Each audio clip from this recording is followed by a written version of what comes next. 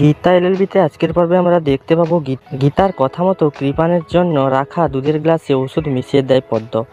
কৃপান আসে, কৃপানকে পদ্ম বলে, এই দুধটা আগে খেয়ে নিন, তারপর যা কিছু করবেন। কৃপান দুধটা খেয়ে নেয়।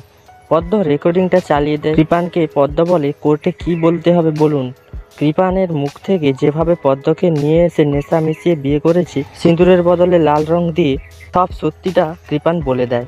পদ্ম সবটা রেকর্ড করে নিয়ে বাড়ির সামনে আসি গীতাকে দেওয়ার জন্য। গীতা নিয়ে বলে, সাবধানে থাক, কাল কোর্টে অগ্নিজিৎ মুখার্জি ও কৃপানের এমন অবস্থা করব ভাবতেও পারবে না। পদ্ম বলে গীতাকে, আমাকে ক্ষমা করে দিও দিদি। গীতা বলে, ঠিক আছে, আমি তোর বিচার পাইয়ে দেবো, চিন্তা করিস না। গীতা বাড়ি এসে দেখে গীতার ঘরটা ফুল দিয়ে সাজানো। গীতা বলে, এগুলো কে সাজালো?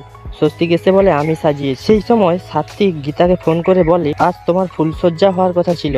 গীতা বলে, হচ্ছে তো। স্বস্তিক গীতার কাছ থেকে ফোনটা নিয়ে নেয়। স্বস্তিকের আওয়াজ শুনে সাত্বিক ফোনটি কেটে দেয়। তো বন্ধুরা, কেস থেকে জেতার জন্য পদ্মের সঙ্গে মিথ্যে বিয়ে, গীতা ও পদ্ম মিলে পারবে কোর্টে প্রমাণ করতে? আপনাদের মতামত অবশ্যই কমেন্টে জানিও। আর নতুন নতুন আপডেট পেতে আমাদের চ্যানেলটিকে সাবস্ক্রাইব করে অবশ্যই পাশে থাকুন।